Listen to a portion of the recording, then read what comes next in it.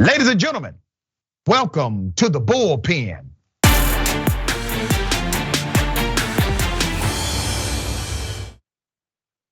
He's back. We have Mr. Kenneth Schrupp, communications strategist and editor-in-chief of the California Review. Good to have you back on the program. How are you? I'm doing well today. Thank you very much. Absolutely. We're going to chop it up about social media censorship. Maybe we'll get into Elon Musk to a lesser extent. I don't want to presume what you know or believe about this big debate about Twitter and Facebook and others who may censor content. So if you would, give us your sentiment and I would then opine. Sure. Well, I think that the ongoing debate is really a matter of whether or not we think that we need a public square and what the role of the public square should be. In times of past, we used to have actual physical public squares where people would go to share ideas. These were called forums. If in Rome, they had the Grand Forum where people of the time would give speeches for hundreds to hear and debates to carry on for hours. Today, that's all gone on to the internet. We don't really have places like that in person anymore. On campuses, we don't really have a huge exchange of ideas because those all get shut down. Online really is all that we have left. I think the same can be said of much of mainstream media. So for conservatives who aren't able to have as large a voice in the major outlets like NBC or the New York Times, the internet and social media companies are the place where they can actually transmit their news and be heard. Elon Musk's attempt to purchase Twitter, I think, is a reflection of a desire for a public square on the internet without making use of any government mandates like changing Section 230, requiring companies to allow any kind of speech they want. All right, so let me go down the list here. Sure. When you compare social media to the public square, let me tell you where you're misstepping, where you're incorrect. One of the dynamics of the public square is that it was actually owned by the public. It was on public property. And because it was on public property, there were particular freedoms associated because government cannot infringe based on the First Amendment of the Constitution, your speech. Now, naturally, no freedom is absolute. You do agree with me on that, correct? Oh, of course. I mean, you're not allowed to be naked. You're not allowed to commit or incite violence in the public square. That is correct. Right? There are things you can't do. But I hear this comparison a lot, that social media is akin to the public square. Well, number one, the public square still exists. It's up to you to go to it or not. Number two, the public square is owned by the public. 98% of what has been deemed a public square was government property in the middle of a particular community, in the middle of a town, typically the downtown area. So you can't make these comparisons on a factual basis because they are two very different entities. Social media is a private company.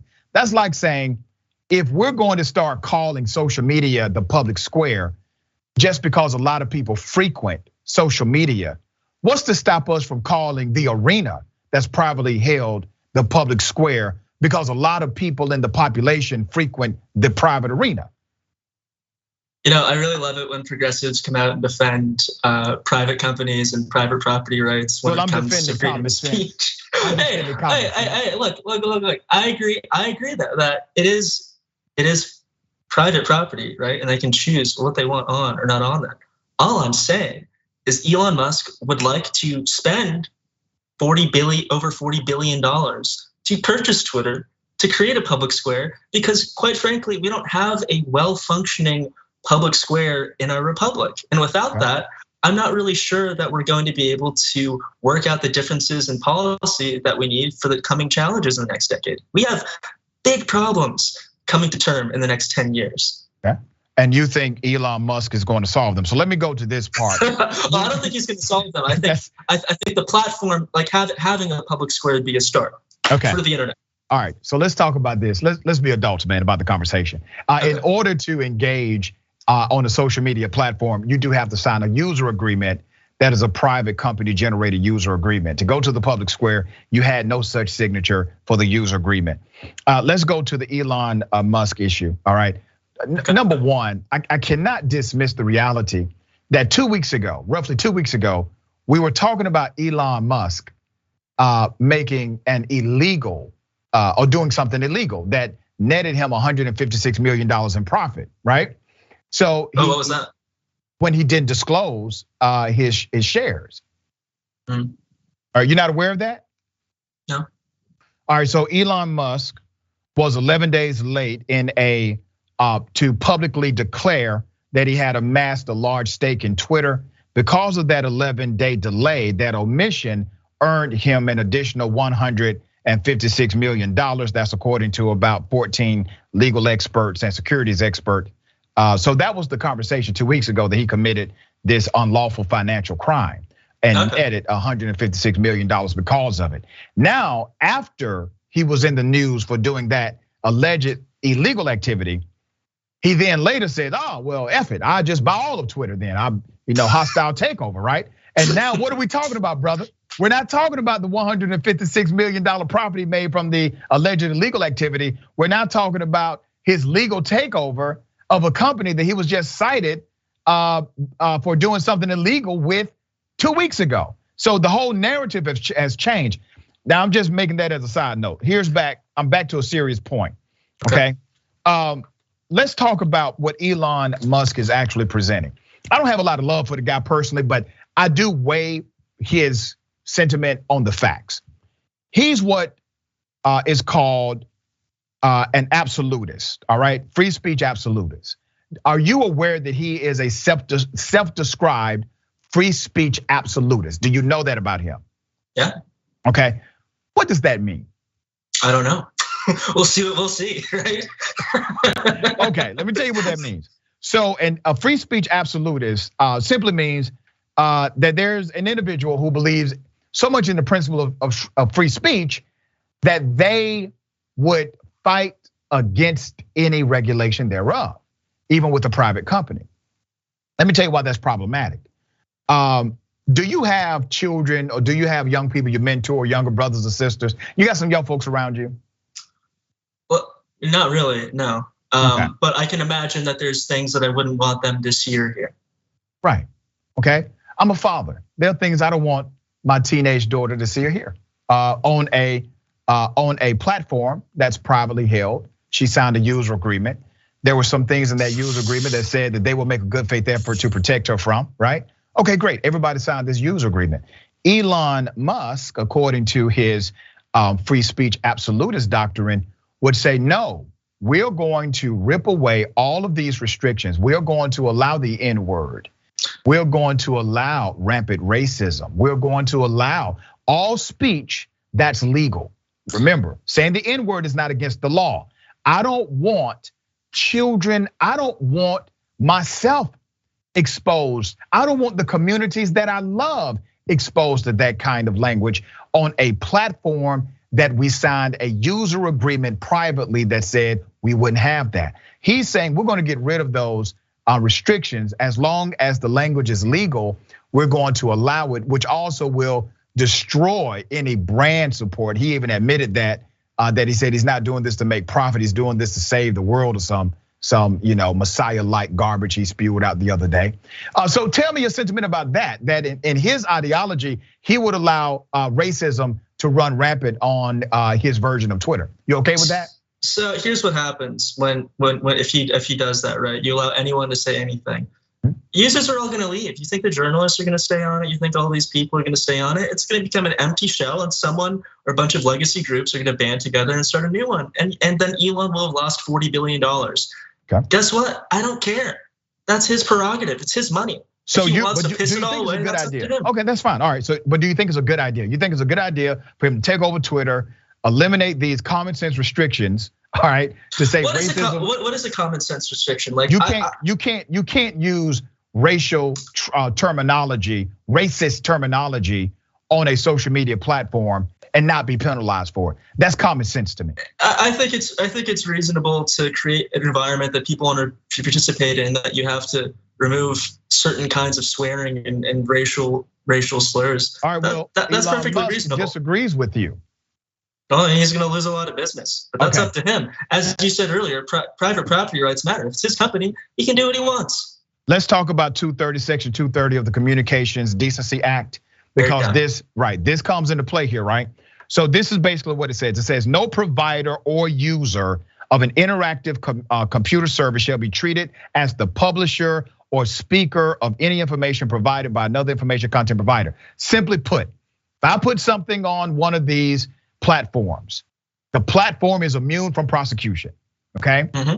But there's a good faith effort that must be maintained by the platform that says we will do our due diligence to regulate the platform. If you do not provide any level of due diligence to regulate the platform, courts will hold you contributory negligent in the content that you did not publish. You simply allowed for the publishing. We've seen these publishers not only be civilly fined, but have been criminally charged when they have decided to simply ignore the other side of the rule known as 230, the Section 230 rule.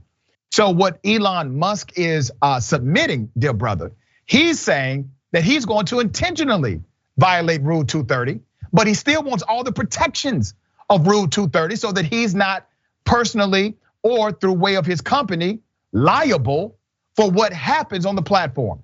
He wants his cake with icing and eating it, right? He wants all of it. He wants all the perks and benefits, but he doesn't want to provide the good faith effort to regulate. You think that's appropriate or fair?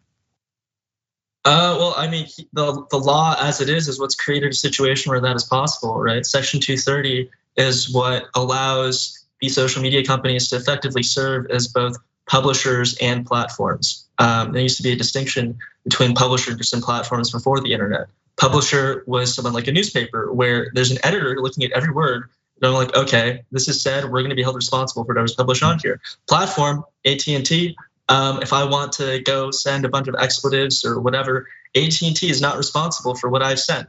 Right now, due to Section 30, social media companies tend to be able to act like publishers. They can actually remove whatever they want. They have the full power to do that, while typically not actually really being held liable for the content that's posted on there. Like a good faith effort, like who knows what that even means? Who knows? Like have an AI algorithm that just automatically sorts out certain words or phrases or images? Or does that mean having content moderators go through and approve everything like a publisher? Who knows what that means? But as it is, Section 230 is what allows this lack of liability, is what has allowed the internet to become what it is, which is, I mean, social media at least, which is a place where most people can post many things. Let me opine, man, because I find it kind of interesting. On one hand, you're arguing for more people to have free speech opportunity on platforms.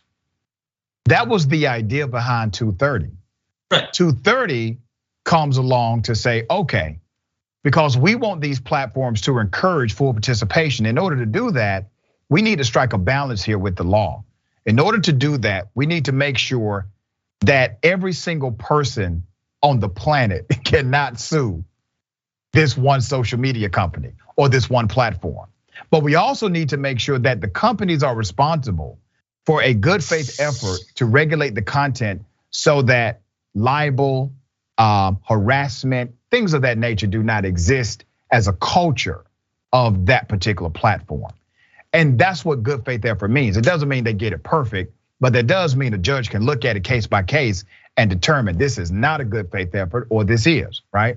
So it provides protections while at the same time freedom for individuals to post. It protects your freedom of speech, obviously, because Congress is not making a law abridging it, which is the constitutional measure. So, but then you're arguing, it sounds like you're trying to make the other argument too, that you liked it when it was more restricted back in the day? No, I mean, what I'm trying to get at is that the law wasn't perfect when it was created. It was created as a stopgap measure because people didn't understand the internet or what happened with it. The idea was to create, I think the idea was to create a actual digital public square. And this would give social media companies. Brother, if the public square is not owned by the public, that's an important distinction. All public squares were owned by the public, brother. It was public property. I think, but what I mean is like something that fulfills similar functions to that online. Okay. That the Are owner, you advocating for the U.S. government to create its own social media platform? No, but there are plenty of private. That would make it a public square. No, I mean there are plenty of private individuals who have the money and time to do something like that. That would make it a public square. It would then fit your argument. If the government created a social media platform, you then have your public square. So why are you not advocating for that? Honestly, that's something I hadn't considered, and that could actually be a great idea. Who knows? I mean, who knows? Why not? All right, we should try it out. We should try it out.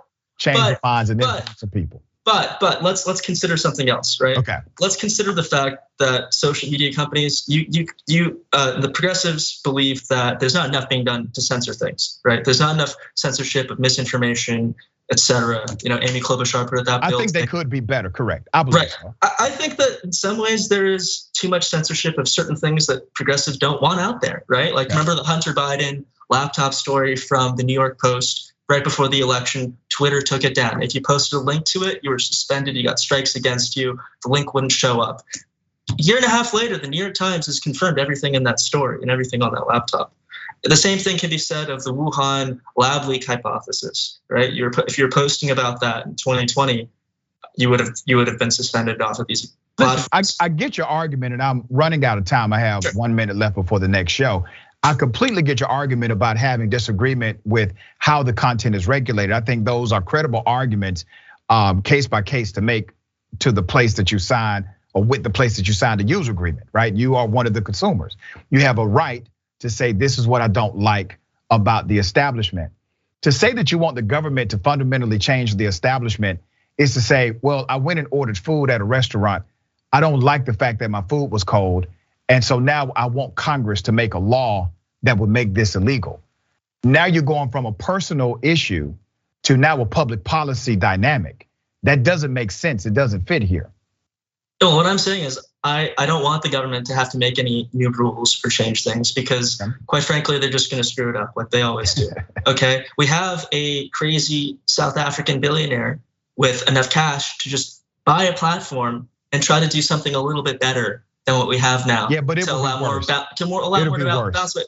Well, we'll see. If it gets a lot worse, I'm gonna leave. I'll get off there too. All right. So will you. That's his loss. All right, so we'll see what happens, man. Always a pleasure having you on the show, brother. Thank you for coming. Thank you very much.